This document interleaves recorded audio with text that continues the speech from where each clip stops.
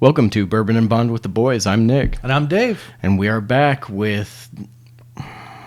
Look, you can't jump right into pessimism. Pessimism sneaks up on you, that's one thing. Mm-hmm. But we're going to start off optimistically. Because we are talking about Bond, and we're talking about bourbon, and we're the boys who are doing those things. Yeah. Right? So, yep, okay. It's awesome. Okay. James Bond. Let me back up. Okay. Welcome to Bourbon and Bond with the boys. I'm Nick. And I am still Dave.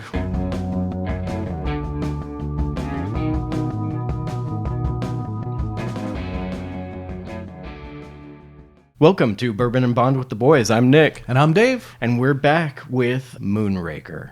We're not going to be pessimistic, though. Yet. Let us discuss why we're not going to start off with pessimism, because here at Bourbon and Bond with the boys, Bond is only half the story. You got to have the bourbon to go with it. You got to have the bourbon to go with it. Now, listen, we know last time we took some liberties in the connection between our bourbon. Very slight connections, but, you know, a caveman would make bourbon in a pot still. And he sure would. We went there. This week, I think the connection's a little better. Nick, I have to ask you a question. Yes. Back in the day, the heady days of NASA, what is one of the things that NASA was hoping that their astronauts would bring back from the moon? Moon rocks, moonstones. Moonstones. Very interesting. Let me ask you another question. What would you get if you combined Bond with moonstones?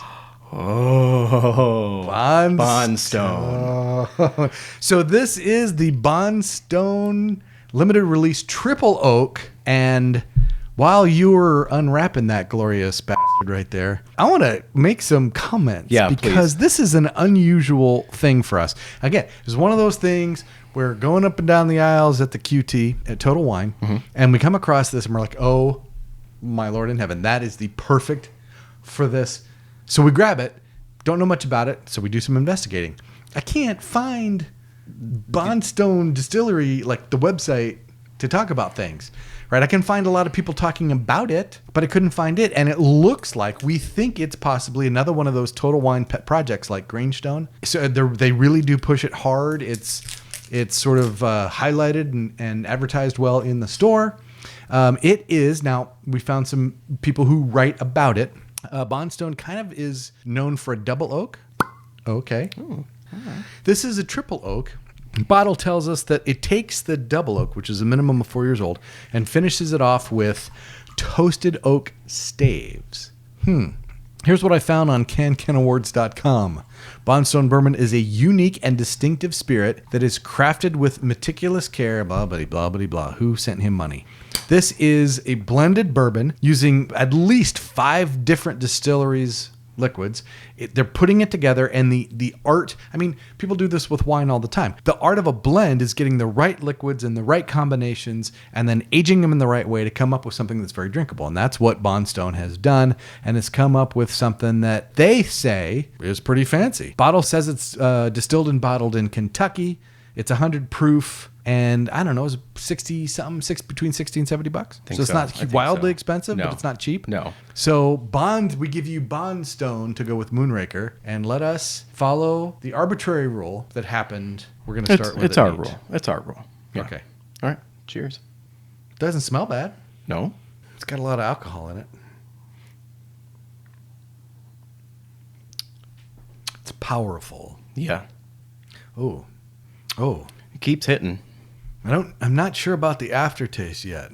The first taste is fairly big. It starts off sweet.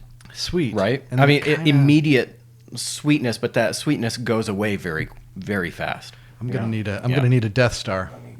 We're gonna need a Death Star. So we're gonna pause right here for station identification, brought to you by one of our favorite products, Ice. We're back. And we are back. We have the gift from our sponsor, which is Ice. Do you want to hold off for a minute? Give it a second. Let it just chill. Let's do a little thing. Okay. Let's let it do a little thing. Okay. We're doing the thing. Let's talk now about Moonraker. Moonraker! Woohoo! Moonraker is one of those things. I'm a space nerd. One would think that this would be top of my list. This combines 2 great things in my life, which is James Bond movies and outer space. They had done it well.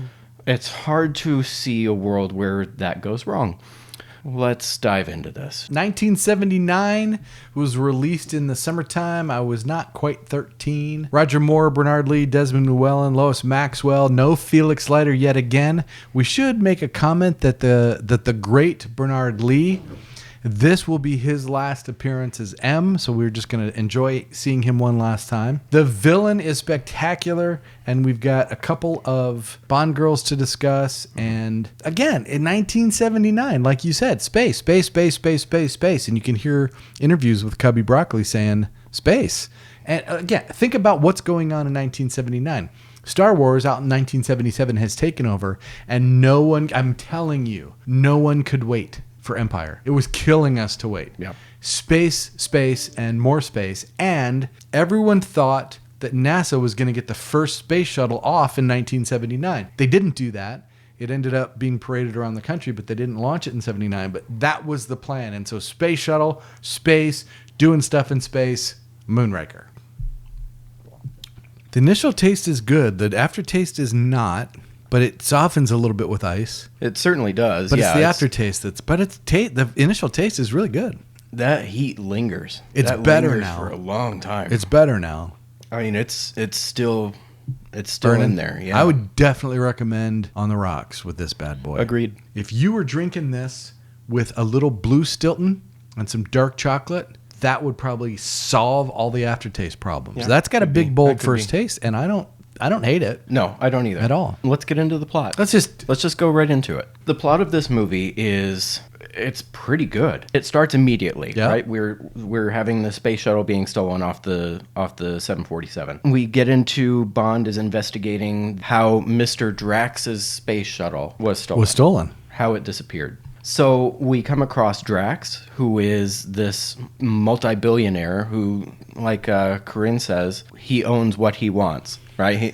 This man wants for nothing. So whatever he wants, he goes and gets. Buys. It sounds very similar to a current space-involved multi-billionaire. But probably not based on him since they're many years apart. Right, correct. So we follow this storyline along, and we come to the realization that this multi-billionaire, Drax, is trying to create a master race, send that master race to space on his fleet of space shuttles, and he will then send poison to the Earth to kill humanity.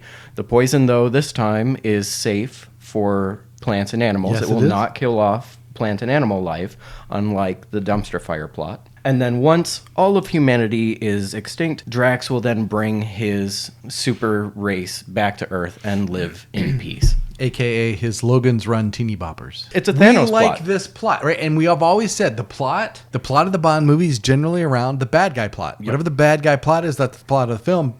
That and James Bond trying to stop it, right? Yeah. So we've got this megalomaniac who's trying to wipe out humanity because humanity sucks balls, and he's going to start it over, right? And there isn't, I'm holding the world hostage. There isn't enough money for you to buy me off. So it's very much reminiscent of Stromberg, who just wants to get rid of people on the land so he can live at peace in the sea. Yep. He's going to get rid of humanity and start over. He just wants people gone. So what do you do with somebody you can't reason with or buy off? You have to stop them, and into that mess comes 007. Yeah. Sad that it's 007's grandpa, but still. Yeah. So plot for this one, I think we put it in 8. An 8, it's strong. It's a strong plot. It's a good plot. Because we like Drax so much, he contributes very much. He's to the this best plot, thing in and the movie. He's a big reason that this is an 8 out of 10 for plot. And we'll talk about him in just a bit. Yeah. Bond is where we have a big problem. Oh man, yeah, big it's problem. just bad. This is 1979. He's 52, and I have to tell you this: the first time he walks, there's always that scene in a Bond movie where he walks into M's office, and M is in there. Sometimes he's in there with the Minister of Defense, and Q might be in there. In this case, they're both in there, and they're having a conversation. And I'm watching this, and I am consciously aware of the fact that he looks like one of the old boys. He looks like one of the old heads. Yeah, not like their agent they're going to send out. No. It's remarkable how much he just fits in with that crowd. Yeah. It's bad. That's his age. Let's start with the acting. The acting is meh. It's getting worse. I think it is. And I don't know if it's him taking liberties with his character or with the deliveries of his lines or what it might be exactly. But his acting is declining. And every single quip that he gives. If Sean had done something serious and given us a quip seriously, then fine, we move right along and we appreciate it for the one-liner. Yeah. In these, you almost expect the fourth wall break because or for him to break into tap dancing. One of those two. Because he delivers his line and then does this little head tilt and smirk. It's looking for the laugh, right? Looking for the laugh track. I knocked him down a peg in this one. It's bad. It's really, really bad. And it's almost like Roger Moore over time has decided, I'm now Bond and I can hijack the character and start to mold him into what I want him to be. And that's what I was alluding to. That's that. what you're I don't know getting if it's if that's the case, but it feels like it is. I wonder why certain decisions would have been made. Actually, the director said it, right? The director said, we don't need to take Bond too seriously. People are going to laugh at Bond. They're going for the laughs. And I don't know if it's the director, if it's Cubby, if it's the 70s, Roger Moore, if it's the time period, what it is, or if it's this perfect storm of all of these things together. Yeah. But watching this now, I can't stand it. I found a website where they were talking about this and they were, loved this movie because of how funny it is. Mm-hmm. And so I think it's not a matter of some people see it and some people don't. Everybody sees it. Some people like it and some people realize a spy thriller can't be a joke. It has to take itself seriously. Otherwise you get the Pink Panther. And then if you're going to do that, you better be funny. This is not that funny. This is just clownish. No, it's not there. Yep. So for acting for Bond, I've got him at a 3. A very generous 3. I don't want to hit him too hard in the acting because I think he's going to get hammered. There are some else. other contributing factors, but 3 out of 5 for the acting. And the worst part is we're going to say this. This is his worst performance, but we have to add the caveat up till now. Yes, yeah. He's capable of better. I mean, worse. He is capable of better, too. Yeah. Which we'll also see. Talk about his masculinity for a moment. We only need one piece of information, which you mentioned earlier to me. It's one thing. It's all that we need to say. How many times does James Bond fire a gun? Except the space laser plastic mold guns, he shoots a gun once. One time. In this film. Yeah, one time. And is it his Walter PPK? It certainly is not. Oh, the Walter actually does not show up in this movie. And the one time we do see Bond firing a firearm, is when he is with Drax. They're out in the field doing a pheasant shoot, and Bond comments on how unsporting it is and his distaste of hunting. He's licensed to do what again? That's weird. He's licensed to kill. We'll come back to that in a minute. And then he takes his shotgun and turns around and blasts a sniper from a tree with the shotgun from a decent distance and kills the guy with birdshot. So if we could accept that all of that is real, it's not, then okay, fine, Bond just did a counter sniper move with a shotgun. Dude, he's really far away from that dude. He's really far away. Oh my God. He's really far. If we had that scene with shootouts and normal uses We'd of, give it some of slack. his firearms, then we would cut him some slack. Yeah. But he didn't do that. There are no actual shootouts, I don't think. Until they raid the space lasers, right? So no, I'm not a fan of that one, and that's masculinity of the actor as well, because he came out afterward and said, "Oh no, strong dislike of blood sport," as he called hunting, and his reticence for firearms. Just a wrong person to choose to play James Why do you have this Bond. guy even in the role? I don't understand. Spy who was licensed to friggin' kill. Yeah, I think we both came in at 2 for masculinity. Okay. Yeah. Moving on, last one for Bond is hotness. I'm at a 1. I'm at a 1. We're done. I have no arguments with that. I mean, he doesn't look like James Bond anymore. He looks like one of the paper pushers that are in that office. He looks like he belongs in that office with M, dictating policy, and then they send somebody else out to do the work. Yeah. It just doesn't look right. No, it doesn't look right. And we were really tough on a couple of previous Bond girls for their kissing of Bond. Oh, God. We have a different problem. Yeah. He's a bad kisser. Well, he's an ugly kisser. And it's hard to tell if this just doesn't happen because this is the way he's being directed, or if he's just, he's 52. Uh-huh. And some of this is hard to watch because he's 52. Yeah. I don't know, man. My wife watched it with me when we did the rewatch last night. She goes, "Oh, he's an ugly kisser." I'm like, I just that's don't. what it is. It's hard That's to what say. it is, right? Yeah. Like it took somebody else to see say, it. "Oh, yeah, Yeah. he's an ugly kisser." There's our problem. Yeah. He's a 1. So we've got a 3-2-1 for Bond. That sucks. It's low. Man, 6 out of 15. The good news is there's still room for it to go lower. Villain. I am going to just say it up at the top. This is one of the best villains of all time. He is compatible with Stromberg. Stromberg we gave a 9. I think Drax is a 9. And I would like to review what is so unique about Hugo Drax. He never gets upset, much like Stromberg, but he pontificates eloquently about his evil. All of the best lines in this movie are Drax. Yeah. For example, he shows up first time they meet and he says to Bond, "You have arrived at a propitious moment, coincident with your country's one indisputable contribution to Western civilization. Afternoon tea." Oh my gosh, That was is that a fantastic. great line? That That was is an fantastic. insult in the best possible vocabulary. Oh, absolutely. The other one that he says that I absolutely love. You appear with the inevitable tedious inevitability of an unloved season, the single best Bond villain line of all time. I love it. He has a good plan. He has wealth galore, and he's making his own things happen. At least I have the pleasure of putting you out of my misery, poor desolate Mr. Bond. He's so good. He is How good. do you write and create such a good character in such a crappy movie? Yeah, there's so many elements in this. Well, it's Michael Lonsdale. He's a really great actor. He's a great actor, And he's been yeah. in some great movies. Yeah. What did we put him at? Did we put him at a 9? We gave him a 9. 9 is He's accurate. fantastic. It's accurate. Yep. He doesn't seem to have the physical stature that some of the other villains have had. You know what I mean? And then he doesn't speaks. have that imposing No. physical presence. But when he speaks, and then he makes you opens his mouth. smaller. Yes.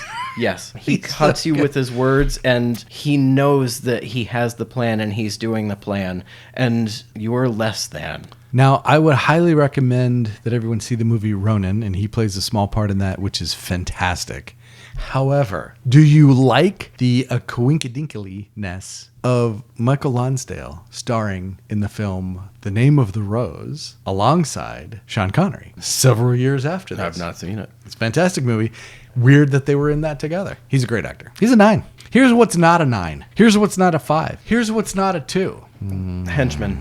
We are immediately reintroduced to Jaws in this movie. And then once Drax becomes the villain, we forget Jaws ever existed, and now we have a new henchman who is the Wish.com Kato, right? This guy is Drax's henchman and just fails at every attempt to eliminate Bond. So now Drax goes out and gets Jaws. And now Jaws becomes his new henchman. And we've said before what we dislike about Jaws.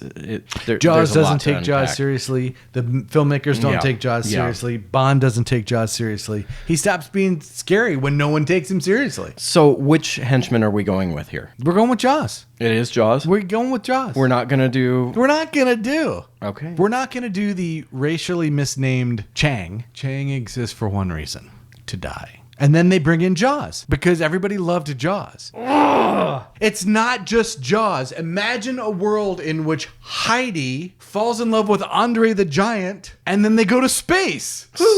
Who buys a ticket to that So movie? stupid. This is, the Frankenstein plot line that they put into this for Jaws' character development. It's lazy. It's poorly done. It does not contribute to a powerful or scary or capable They're pandering. henchman. They're pandering. That's Yeah. what they're doing, and it's embarrassing, and they need to stop. The director, it was Lewis Gilbert. Yes. Okay. He had mentioned that all the fan mail that they received requesting that Jaws be back. Does he not know people are stupid? People are idiots. It's bad, and I think he's a 1. I'm fine with it. To be a henchman, you have to be scary, and not only is he not scary, but then he falls in love, which is dumb. Mm-hmm. And then he betrays his villain overlord. If we're rating a henchman has one job, and that is to support the plot of the villain. If you then betray your villain overlords, you're a bad henchman. I would rather see Knick Knack again. The image of Saruman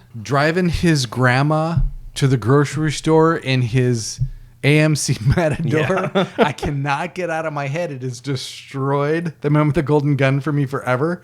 I would still rather see Knick Knack because I can relive the childhood memory of Fantasy Island. This is his whole appearance in this movie is as bad as the scene in The Spy Who Loved Me. It conglomerates into the same effect. There's the whole Skyrail gondola scene He bites through the metal cable. And that was supposed to do what? Actually, severing that cable would have dropped the Sky Car, right?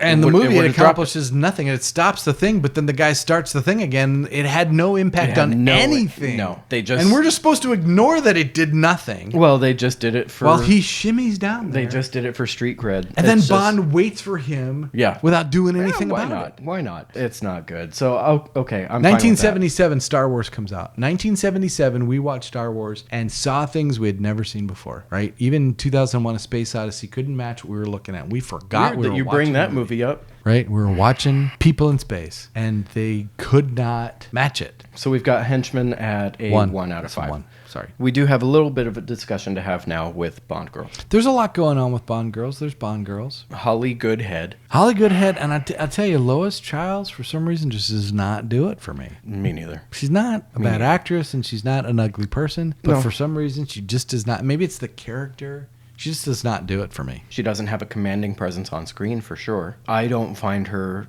to be particularly attractive. They do this dance against each other, but she's not a foreign agent. She's a CIA agent. Why is it so difficult for them to just say, hey, we're after the same thing, let's work together? But there's this weird dance, and she's done interviews where she's strong and she's independent, and she immediately like sucks his face off. Glad you said face. It's a little bit... We can't score her at a level where she matches some of the people who matter. It's a good character. She's a good actor. She's not beautiful, but she has to score less than some people who are just better than her. So I think what we decided on is right. Did we decide on 4-3-4? 4-3-4. 4-3-4 is right, I think. I think it is too. They tried to do some of the character development. They tried. Okay, her being a CIA operative who's undercover, being the blah, blah, blah. Yeah. All right. Okay. She's double agent. So she's a NASA subcontractor working for Drax, building the space shuttle. But she also happens to be a CIA operative. Yeah, 4-3-4. Listen, it's a simple question. You get one hall pass, and your two choices are Maude Adams or Lois Childs. I'm not answering that. I am. I'm answering that. Maude is royalty. Maude is Bond royalty. In this movie, if you got a hall pass and you were given the option of Holly Goodhead or Corinne any of the other, yes. No, I'm going Corinne Clary. Right. She's awesome. The problem with Corinne, though, is she serves almost an identical role as another character from the previous movie, Naomi. She's the henchwoman. Yeah. She's the bad guy Bond girl. She flies the helicopter. Except this time she goes to assist Bond, right? She has a character switch. But if you put those two side by side, no choice. No, there's no choice.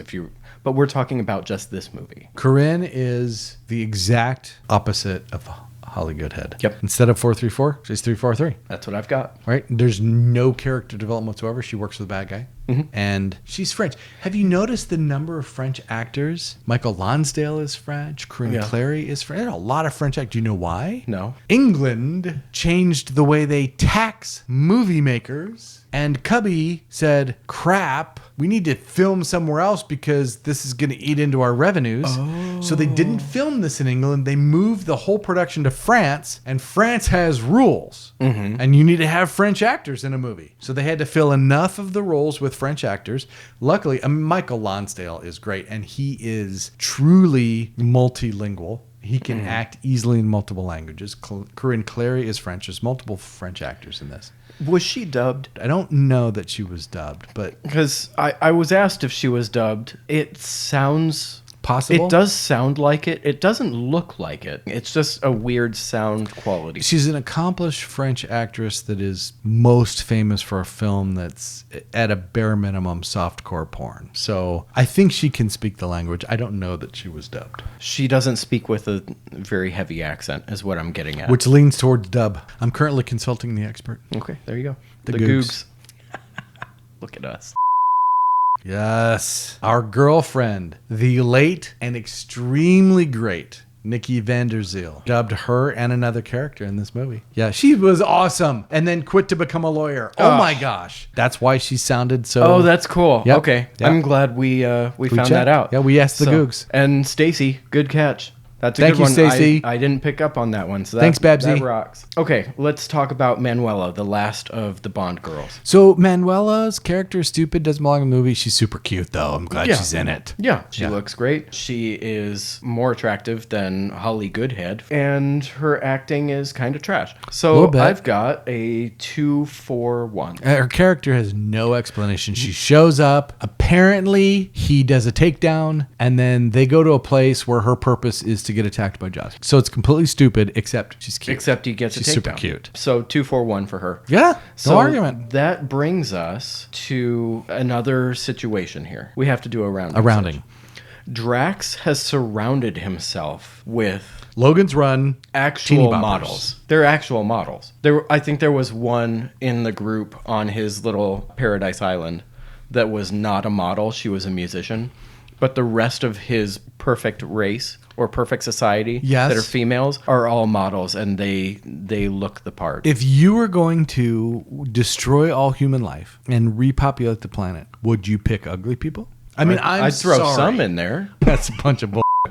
We get smart people, but we get the prettiest possible smart people we could find. Yeah. I would do that. You would do that.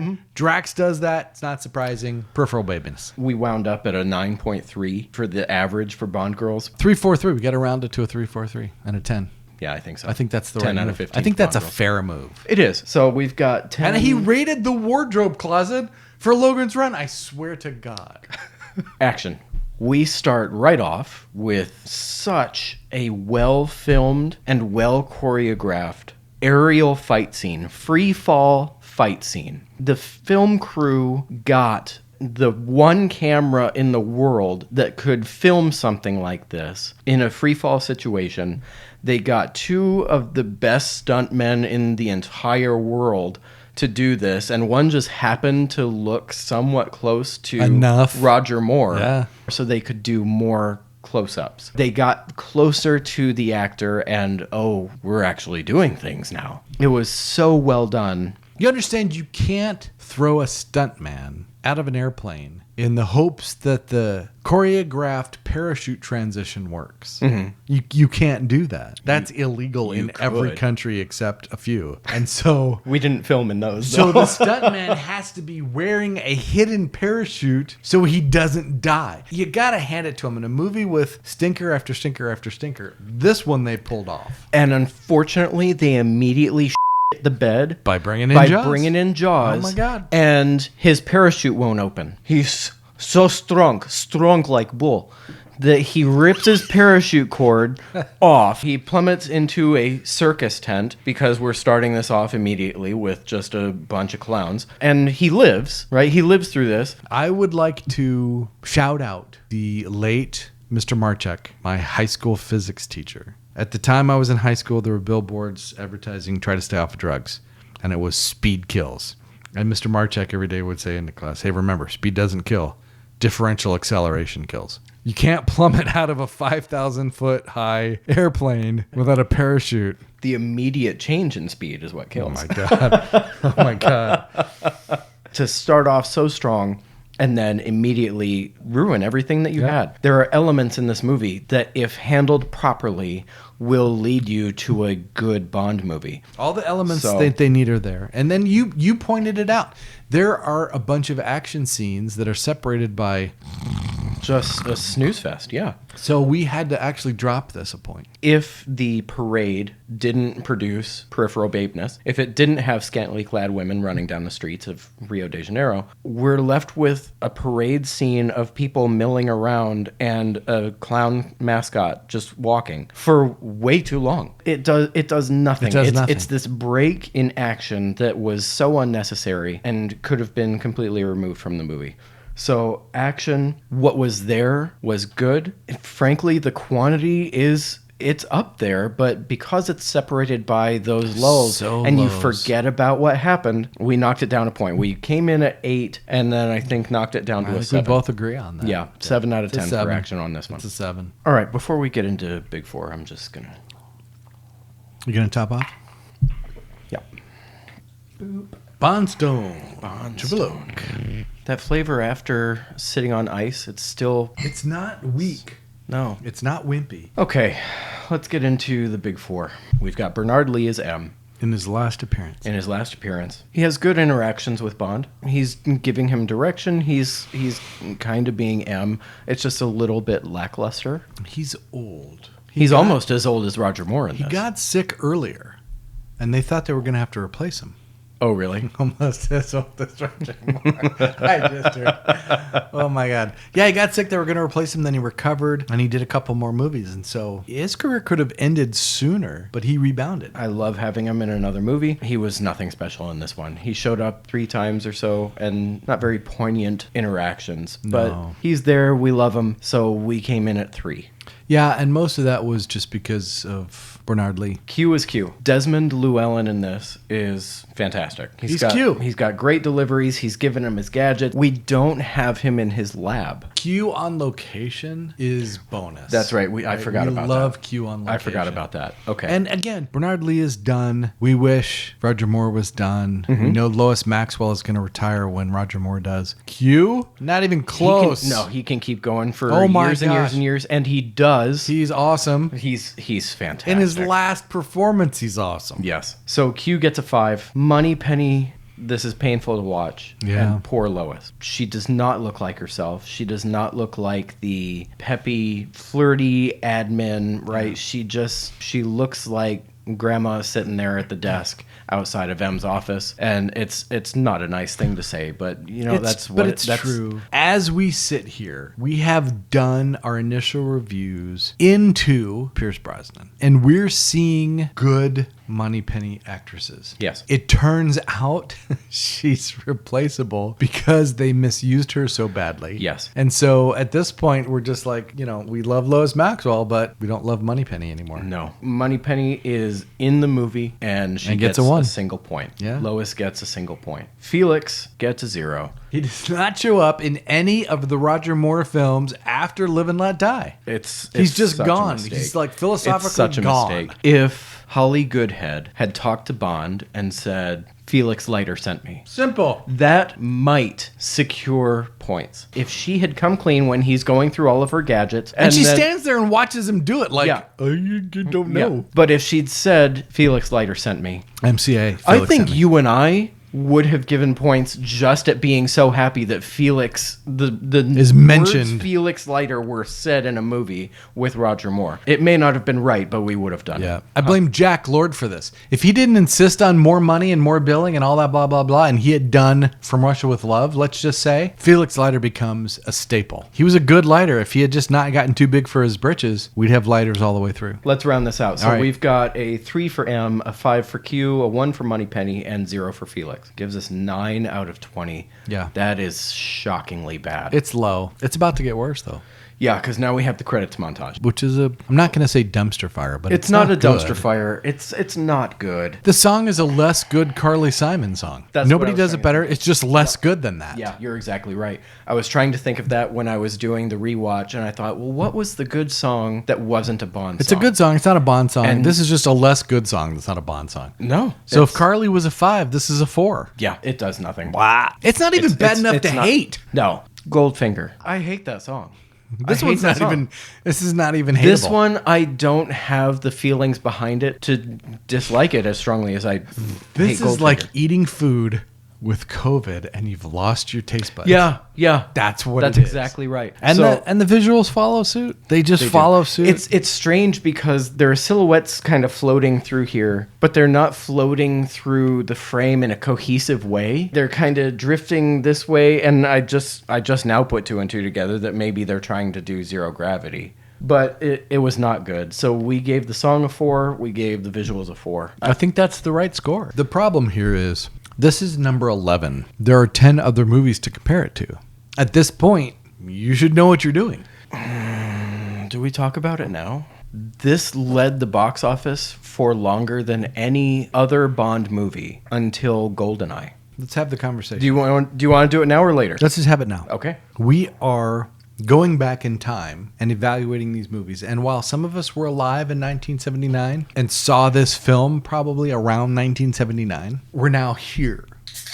And we've had experiences and we've seen other movies. In the 70s, in the late 70s, there were better space movies. Since the 70s, There have been better Bond movies. And so we're going back in time. So Bond had never been in space.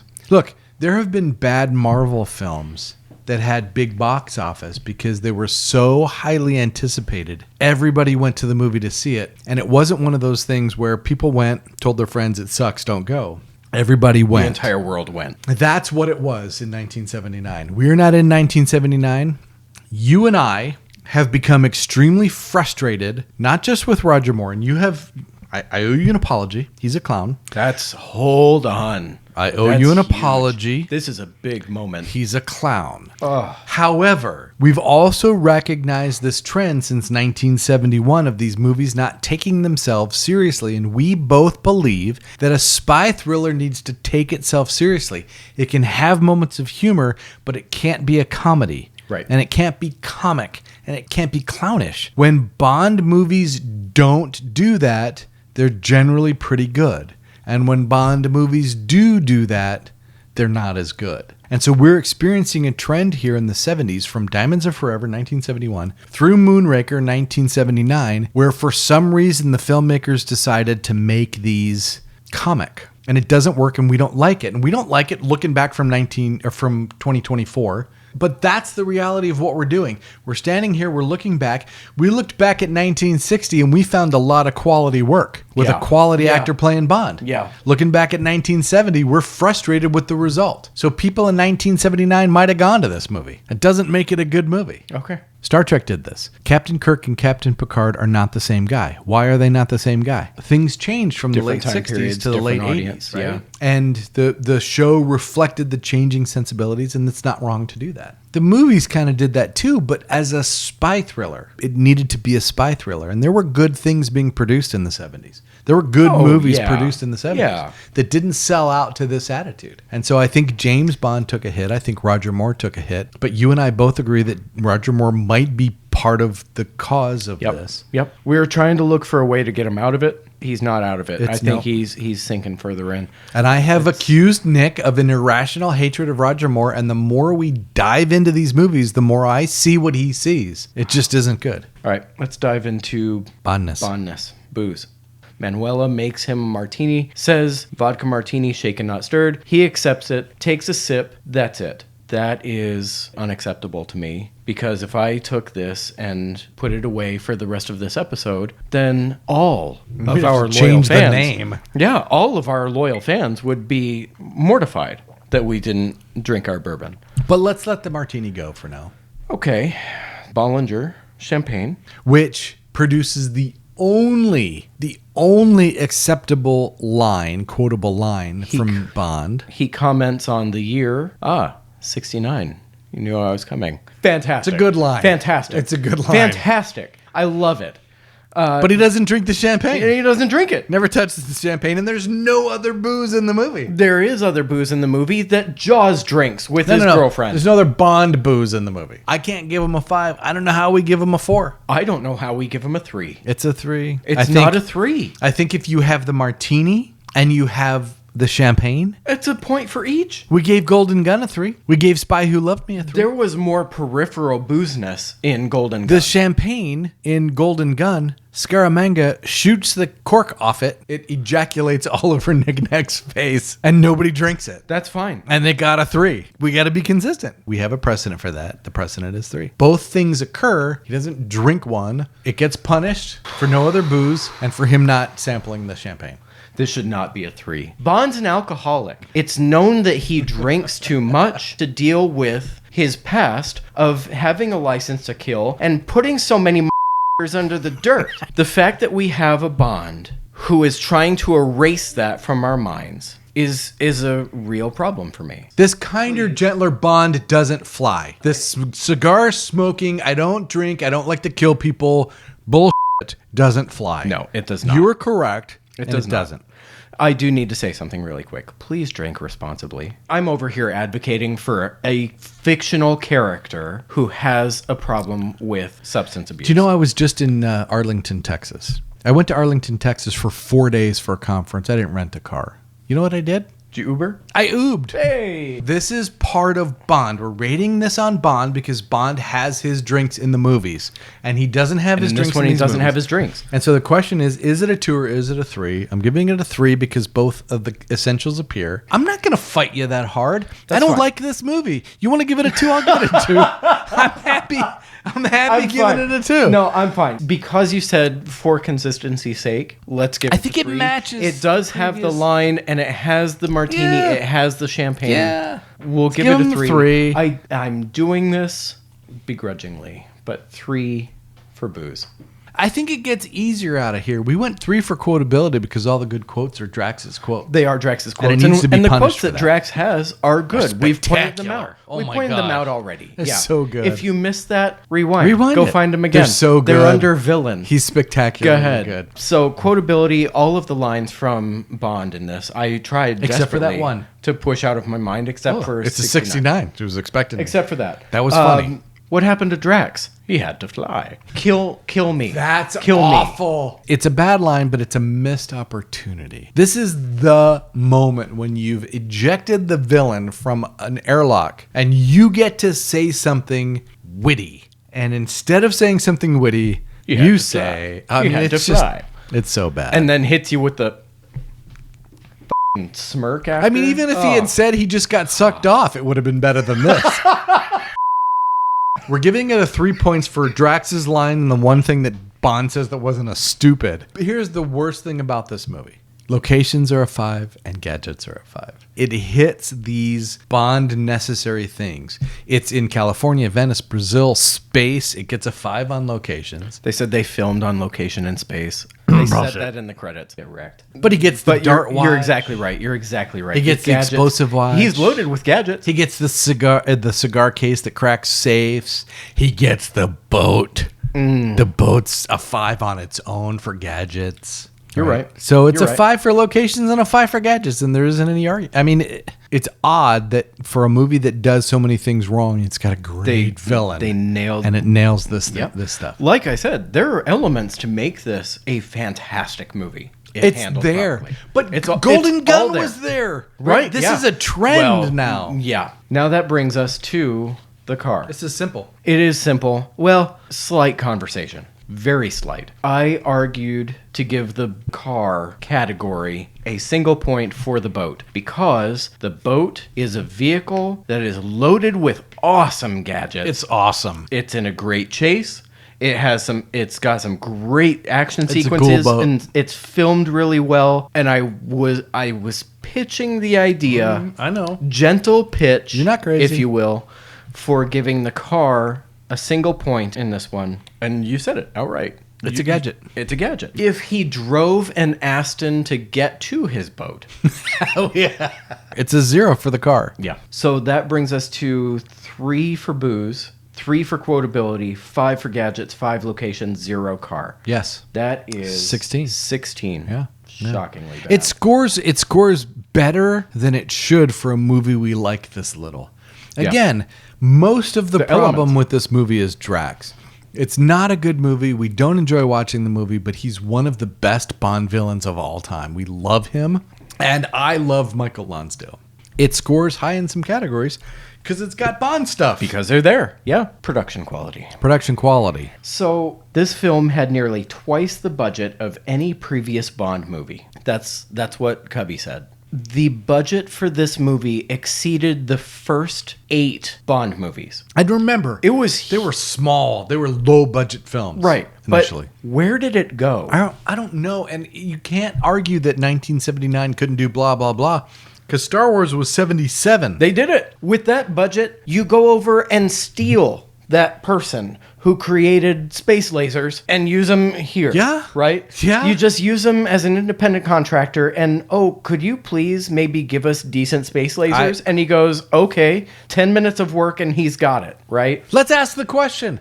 If you're Albert Broccoli, God rest his soul, Late broccoli. and Yep. you decide you're going to do, and they put off for your eyes only because space, and they slipped space in here. If that's your decision, you pick up the phone and you call a dude and you say, hey, look, it's Cubby Broccoli, right? Mm-hmm. What are the odds that George Lucas was aware of James Bond? Hi. Dude, we're going to do this. We have this idea. Can you help us? Can you lend us somebody? Can you give us some make a phone call, right, and get some help? I agree with you. Why would you not do that? Better space. I mean, this was Battlestar Galactica level space. The zero gravity, they're awful. There are quick speed photography scenes in this, which I thought we had gotten away from. Apparently, we 1979. We have to use quick speed photography on the dogs eating their treats. The sound was inconsistent throughout the entire movie. There were sound level drops, and I don't know why. The sound editor must have taken a nap at some point. So that was very, very strange. The shuttle flying off the 747, that was not horribly filmed. There's an alarm button on the 747 that says shuttle ignition. It's never going to happen. So why is it even there? Why even have an alarm light there, right? Only for this situation. But this situation isn't even possible because the shuttle can only fly if it's a full stack. So a full stack means the shuttle has 2 solid rocket motors on either side and a big fuel tank in the center. If you are missing those 2 things, the shuttle doesn't fly. No, missing those 2 things, it can plummet to Earth very quickly. Gravity does its work. And be maneuvered, but it does not fly. Let's just be clear, okay? So the fact that you just have a naked shuttle on top of this Boeing 747, this bird has no fuel in it at all, but we're going to fly it right off of this thing. Okay. Into space. Oh, it's fantastic. All right, so sucks so hard. Think about this. What are the best space movies that were made in the 70s? We've already mentioned Star Wars.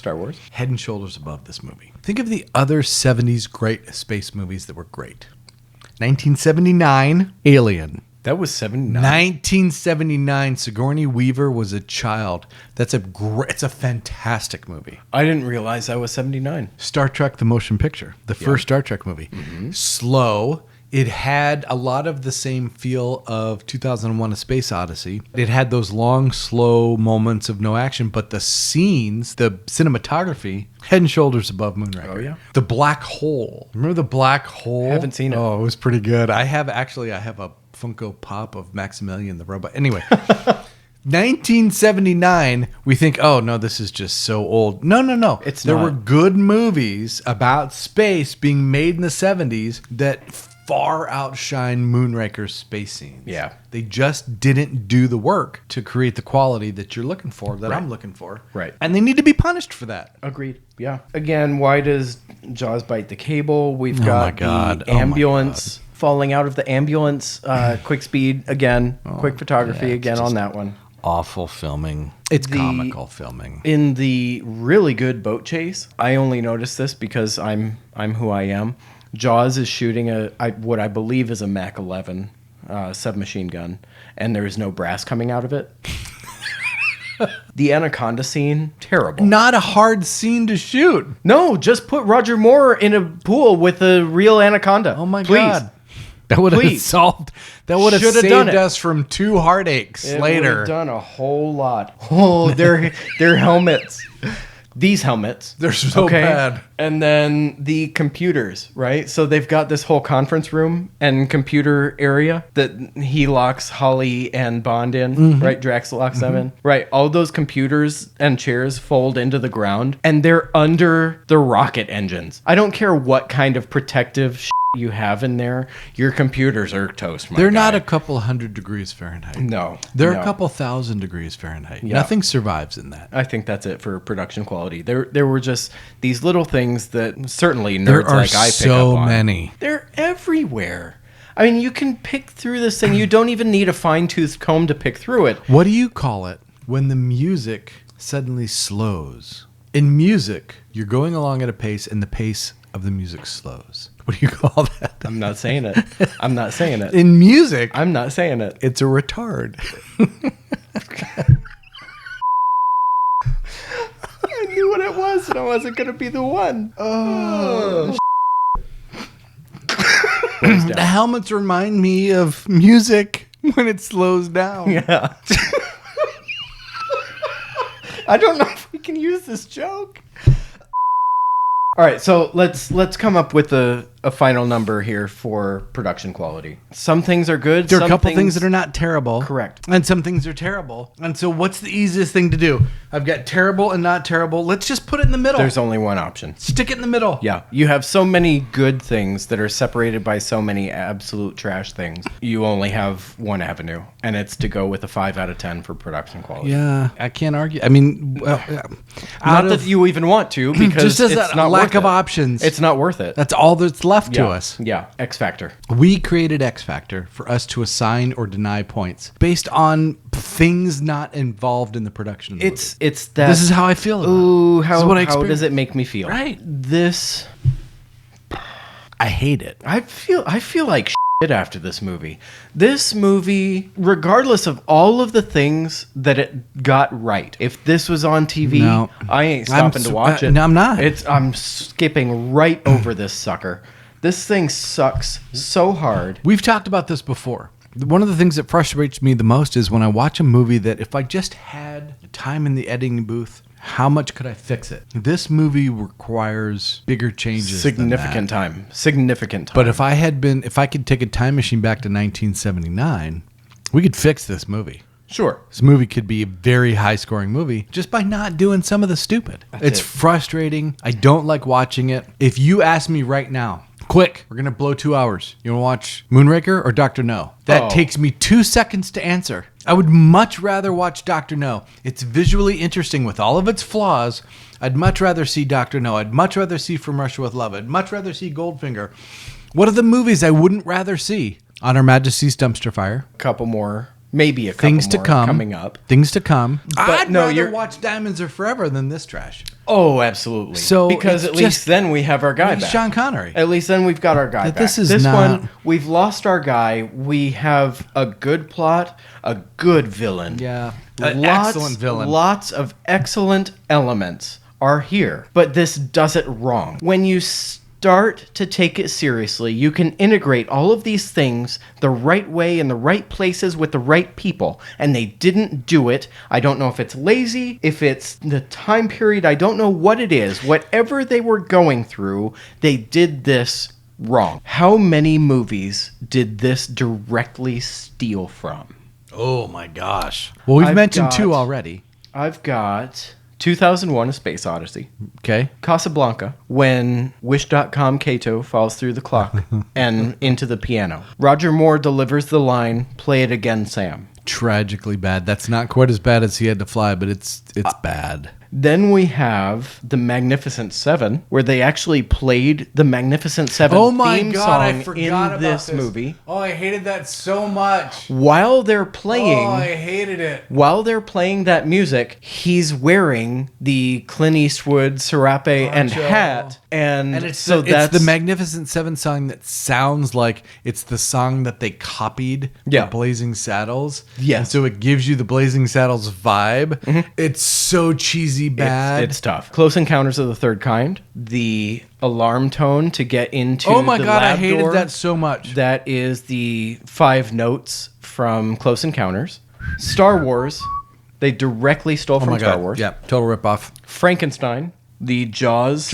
and And Heidi. Yeah. And then you brought it up, Logan's Run. Logan's Run. This is what? A pop culture ripoff movie. 5, 6, 7, 8. That's 8 movies that this has directly stolen material from. And they still can't make a good movie. It's bad. And what I will end with is, where's Drax? He had to fly. That's it. That's X Factor. That's a reason to never watch the movie. X Factor shits the bed so hard that it deserves a very appropriate 2. It's a big old deuce. It took a deuce. Yeah. It took a deuce. It's a big deuce out of 10. It dropped a deuce. It's a real shame. It's a bad movie. Bad movie. That's where we're gonna wind that out. Yep. Give us a moment to do some math. We're going to crunch all of this together. And the numbers will be right here over All my over his face. Again. All over Again. his face. We'll be back in just a minute. All right. Double check me as we go. Okay. We've got plot at 8. Yes. Bond at 6. Yes. Villain at 9. He's a very good villain. Henchman at 1. He's a very bad henchman. Bond girls at 10.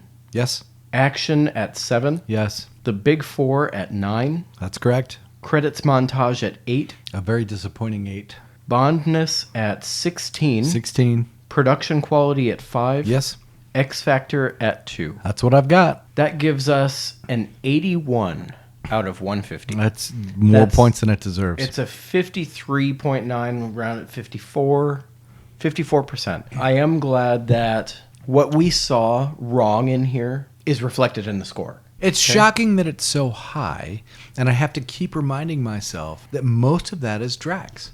Most of that is having a great villain, which produced a great plot. That's a lot of points. I love the fact that they were trying to tie in the release of the movie with the launch of the space shuttle. Yeah. It was interesting that because NASA had planned to launch in 79, the final models and mostly the builds of the space shuttle were complete. So they didn't have to completely scrap everything that they'd built for this movie. Right. So it was kind of cool to have a functioning space shuttle for the first time on film. Yeah. Yeah. It's such a Just cool do it well. thing. Let's It's a round decent this bourbon. out. Yeah. It's a decent bourbon. It's worthwhile. If you bought a bottle of this, you wouldn't be like, ah, damn. You wouldn't be disappointed. It's not the best bottle up here. It's not even close to the best bottle up here. But I liked it. I liked it. I don't know that I would get it again. No. That's true, because there are at least 6 bottles up here that I would choose any day before I'd go there again. Mm-hmm. But that's not really the point. The point is, if you bought Bondstone, would you be pissed? And the answer is no. No. I wouldn't make mixed drinks with this. It's better than that. I think so. Yeah. This guy, enjoy on ice. Bondstone, wherever the hell you come from, we like you. We're fans of you. Reach out. Send us We'd love to things. go to your website if there was such a thing. All right. What do we have next, Dave? We get an upturn, and I'm very anxious about next week because we're going to move to For Your Eyes Only, which we think is a much better movie. We have recently discovered I forgot. a very exciting bourbon that is going to pair perfectly with this movie. It is on the shelf, if you can see it, 50 points of no value. For Your Eyes Only has something very, very, very sacred and special to me. And so I think we're going to really like this one a lot better. We're in the home stretch now. We're in the home stretch I on think Roger this counts Moore. as the home stretch. We see Timothy Dalton in the distance. We're almost coming done towards with them, and Timothy Come on, Dalton baby. is shining on Come the on, horizon. baby. I appreciate Bondstone. I don't appreciate Moonraker. No. We appreciate all of you for Yes. coming along on this journey. Yes. Feel free to like, comment, subscribe. Send us your comments. Send us your criticisms so that we can flex our rightness all over you. It's what keeps the fires burning he likes in our it. souls. So I'm Nick. I'm Dave. Cheers, y'all.